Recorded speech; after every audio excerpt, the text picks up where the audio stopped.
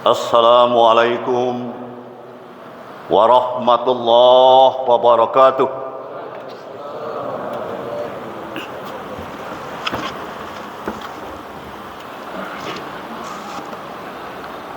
Allahu Akbar, Allahu Akbar.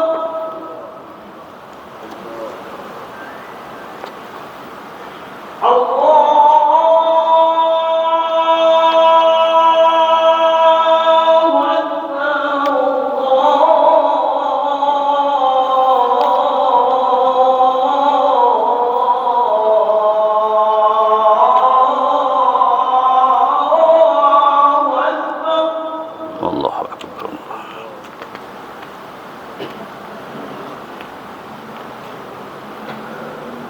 أشهد أن لا إله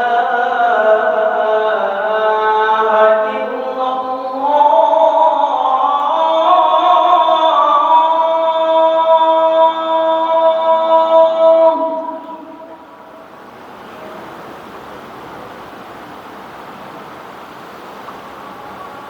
أشهد أن لا إله إلا الله.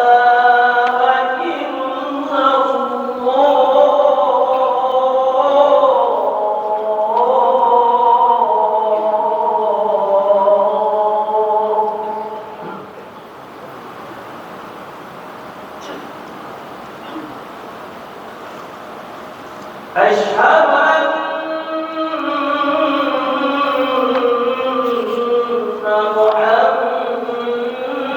محمدا رسول الله.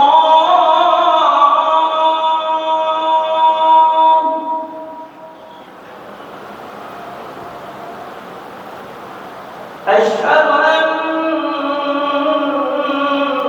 محمدا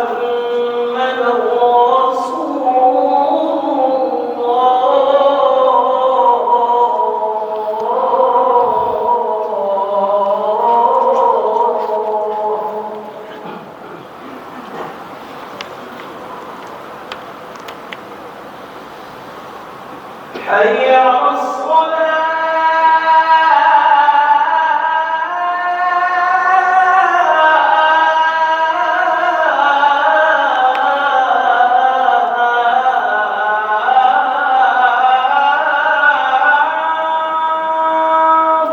لا حول ولا قوة إلا بالله. حي على الصلاة.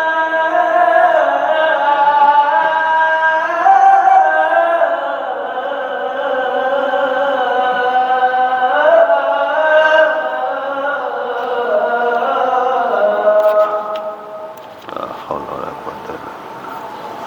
حي على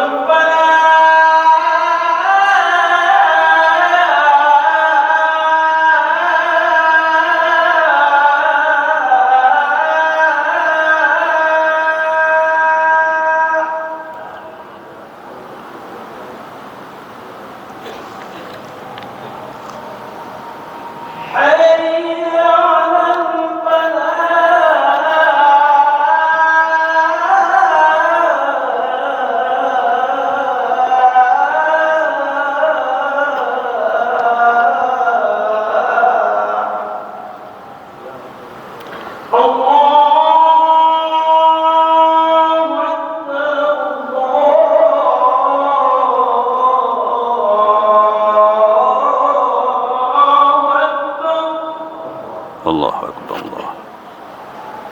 لا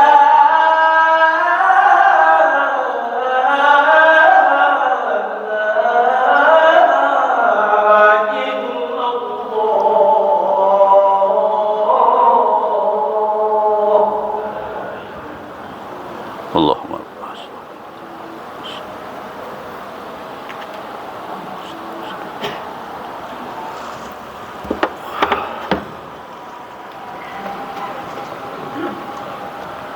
إن الحمد لله نحمده ونستعينه ونستغفره ونعوذ بالله من شرور أنفسنا ومن سيئات أعمالنا من يهده الله فلا مضل له ومن يضلل فلا هادي له أشهد أن لا إله إلا الله وحده لا شريك له وأشهد أن محمدا عبده ورسوله صلى الله عليه وسلم لا نبي بعده اللهم صل على عبدك ورسولك محمد وعلى آله وأصحابه رسول الله أجمعين.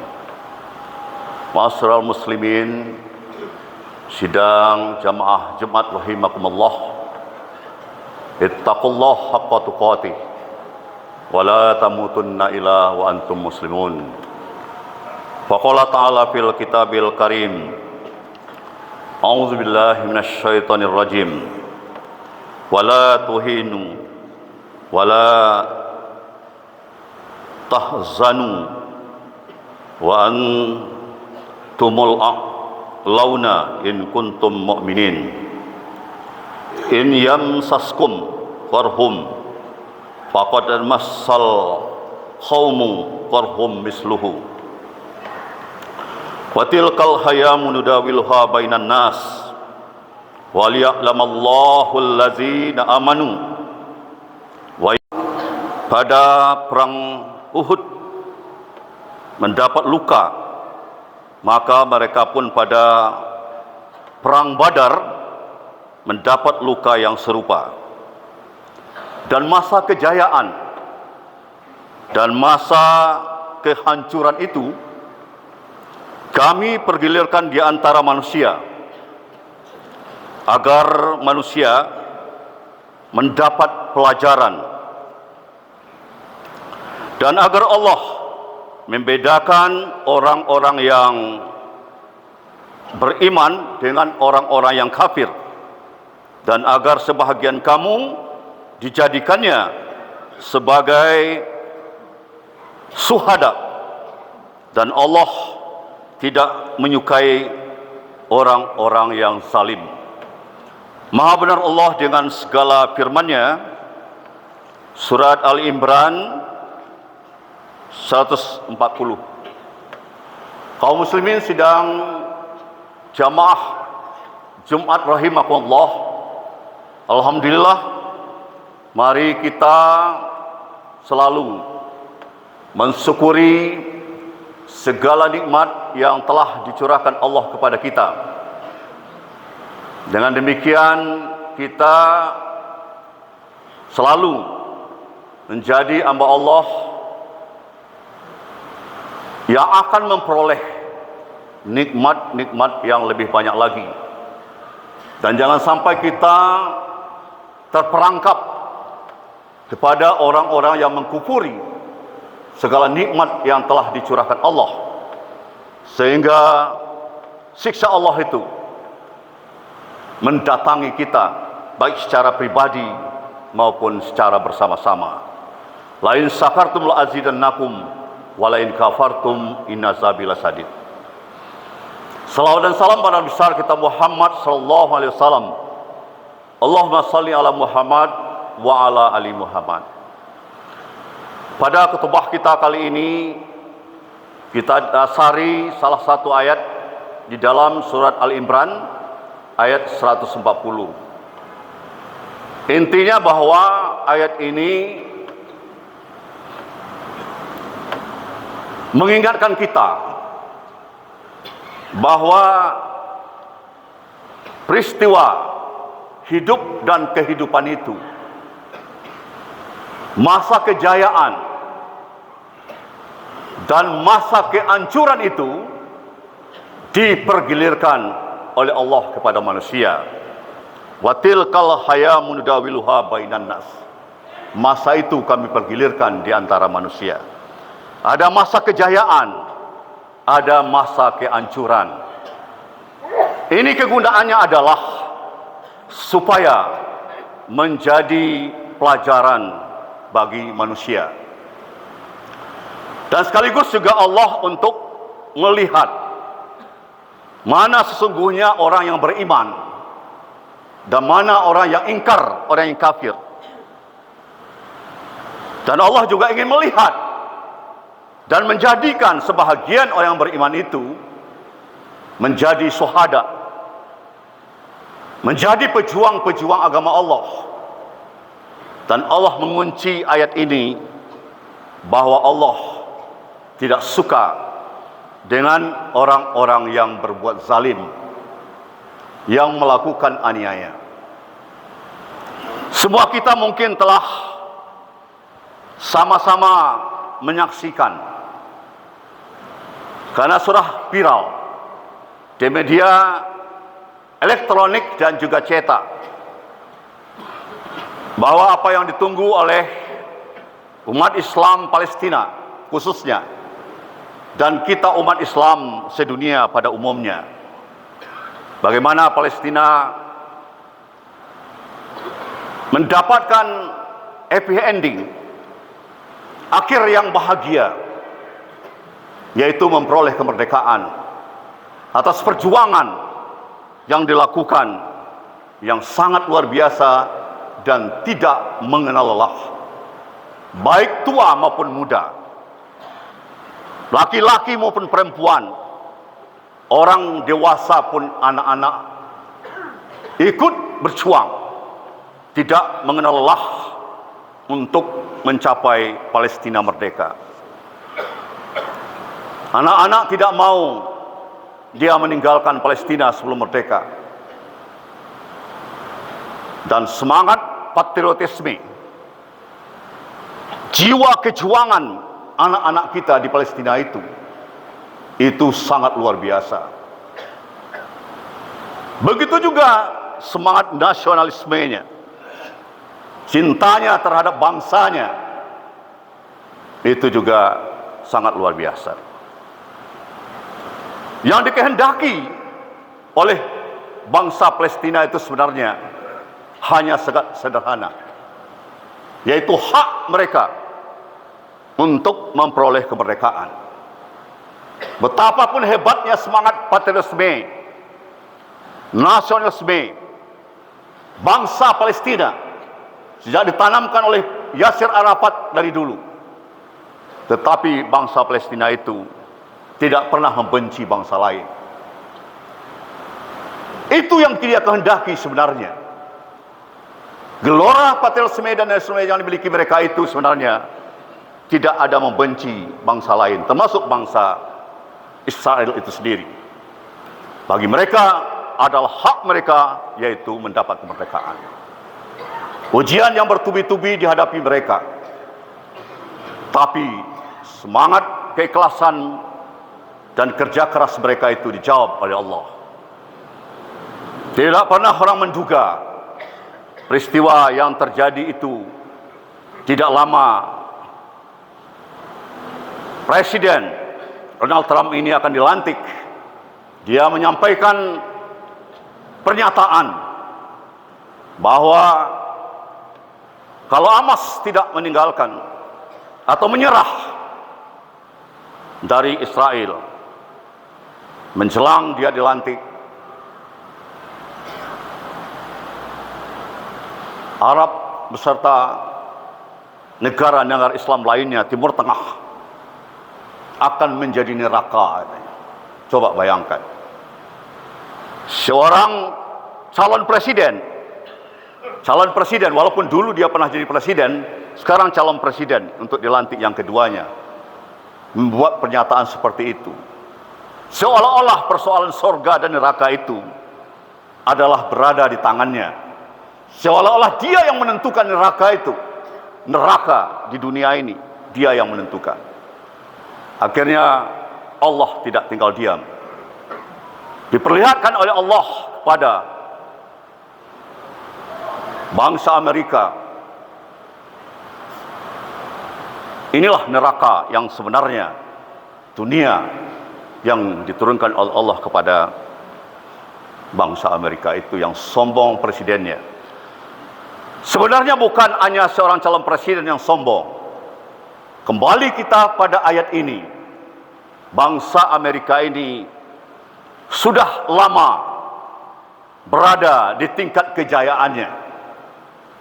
Dulu orang mengatakan dia adalah negara adidaya adikuasa, sama dengan Uni Soviet. Dua negara menjadi adidaya dan adik kuasa. Akhirnya Uni Soviet hancur. Sekarang tiba saatnya, insya Allah, Amerika akan menghadapi itu juga, karena memang Allah mempergilirkan kejayaan dan kehancuran itu bagi manusia. Kita tidak berdoa seperti itu. Tapi kalau Amerika itu sudah melakukan perbuatan-perbuatan yang melanggar, yang dia menjunjung tinggi katanya nilai-nilai hak asasi manusia, tapi ternyata menginjak-injak hak asasi manusia. Penjajahan yang dilakukan oleh Amerika sampai saat ini itu terjadi di mana-mana, termasuk Indonesia. Walaupun kita sudah merdeka lebih kurang 70 tahun, tapi berapa tahun kita berada dijajah oleh Amerika. Jadi yang menjajah kita itu bukan hanya Belanda, Jepang, sekutu, tapi Amerika ketika kita merdeka, dia masih menjajah kita. Terutama adalah kedaulatan ekonomi kita. Melalui IMF dulu, dia yang mengatur ekonomi ini. Dia yang mengatur nilai-nilai rupiah. Sehingga negara-negara miskin, negara-negara berkembang, itu berada di bawah ketiaknya. Dia yang menentukan. Termasuk juga menentukan siapa yang akan menjadi kepala negara. Dan siapa yang akan diturunkan menjadi kepala negara. Termasuk Pak Harto. Itu tidak terlepas dari saham Amerika untuk menurunkan Pak Harto itu. Berawal dari menaikkan nilai dolar dan kemudian merekayasa. Termasuk juga menurunkan Pak B.J. Habibie dengan jejak pendapat di Irian Jaya. Belum lagi selesai perhitungan, PBB sudah umumkan bahwa Irian Jaya memisahkan diri dari Indonesia, melepaskan diri dari Indonesia. Sekarang menjadi Papua Nugini itu.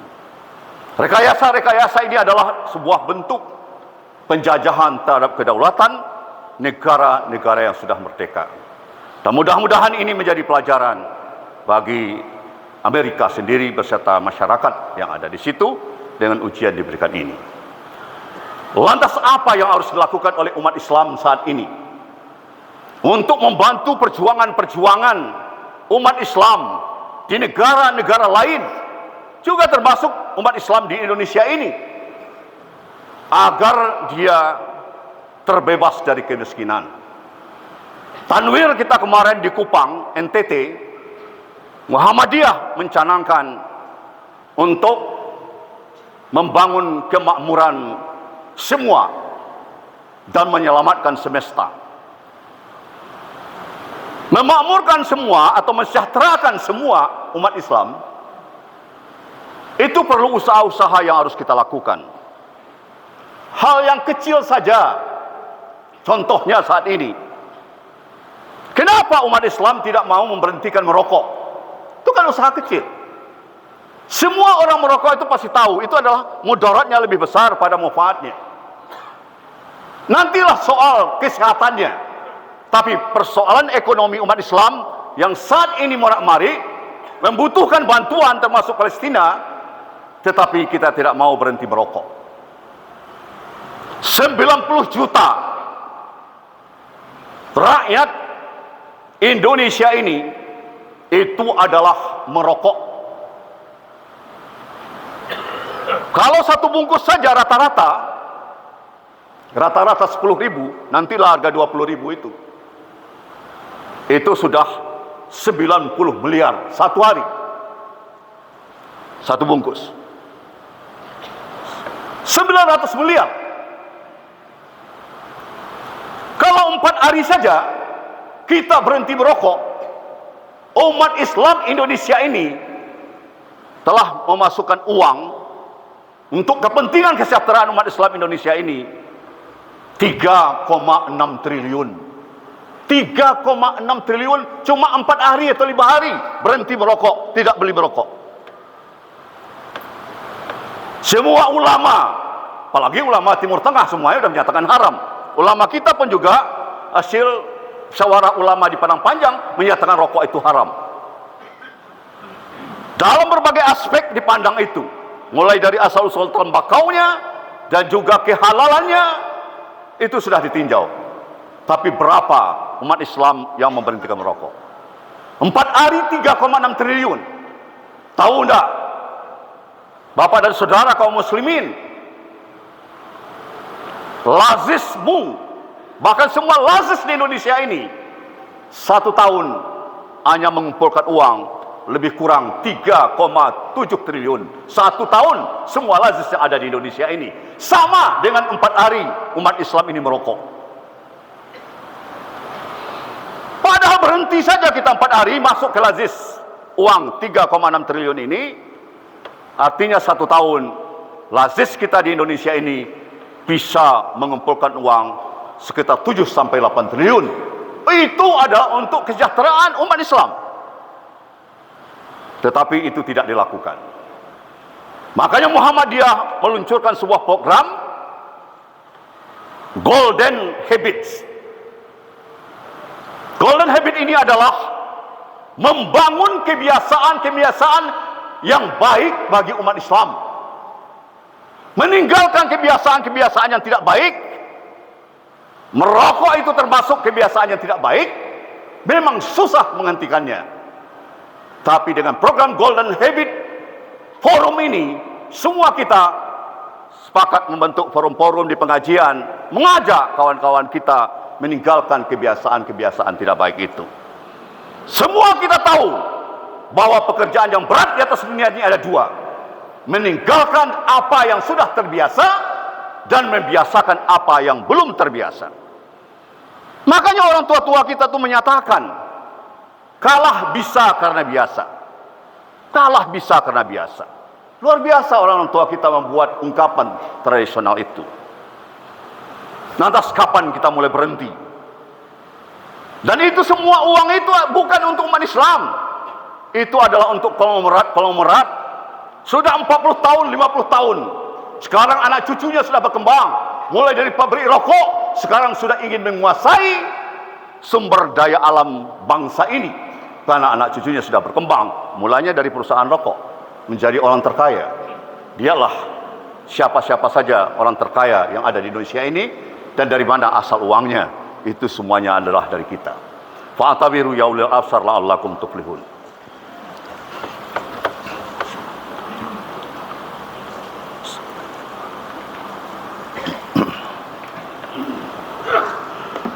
Alhamdulillahillazi khalaqal mauta wal hayata liyabluwakum hayyukum ahsanu amala wa huwal azizul ghafur. Asyhadu an la ilaha illallah wahdahu la syarikalah wa asyhadu anna Muhammadan abduhu wa rasuluh sallallahu alaihi wasallam la nabiyya ba'dah. Allahumma fashalli wa sallim ala nabil karim wa ala alihi washabihi rasulillah ajmain. Ma'asyiral muslimin, sidang jamaah Jumat di Taqwa Muhammadiyah Provinsi Sumatera Barat, ittaqullaha haqqa tuqatih wa la tamutunna illa wa antum muslimun. Faqala ta'ala fil kitabil karim, a'udzubillahi minasyaitonir rajim. Ya ayyuhallazina amanu in tansurullaha yansurukum wa yusabbit aqdamakum. Shadaqallahu azim. Hai orang-orang yang beriman, tolonglah, bantulah, belalah agama Allah ini. Niscaya Allah akan membela, akan menolong, dan akan membantu kamu. Innallaha malaikatahu yusholluna 'alan nabi ya ayyuhallazina amanu shallu 'alaihi wasallimu taslima. Allahumma shalli 'ala Muhammad wa 'ala ali Muhammad kama shallaita 'ala Ibrahim wa 'ala ali Ibrahim wa barik 'ala Muhammad wa 'ala ali Muhammad kama barakta 'ala Ibrahim wa 'ala ali Ibrahim innaka Hamidum Majid. Allahumma ighfir lil mu'minina wal mu'minat wal muslimina wal muslimat al ahya'i minhum amwat innaka sami'un qaribun mujibud da'awat ya qadil hajat. Rabbana zalamna anfusana wa illam taghfir lana tarhamna lanakunanna minal khasirin. Allahumma arinal haqqa haqqan warzuqna ittiba'ah wa arinal batila batilan warzuqna tinabah. Rabbana atina fid dunya hasanah wa fil akhirati hasanah wa qina azabannar. Ibadallah, innallaha ya'muru bil adli wal ihsan wa itaizil qurba wa yanha 'anil fahsya'i wal munkar. Ya'izzukum la'allakum tazakkarun wa la dzikrullahi akbar.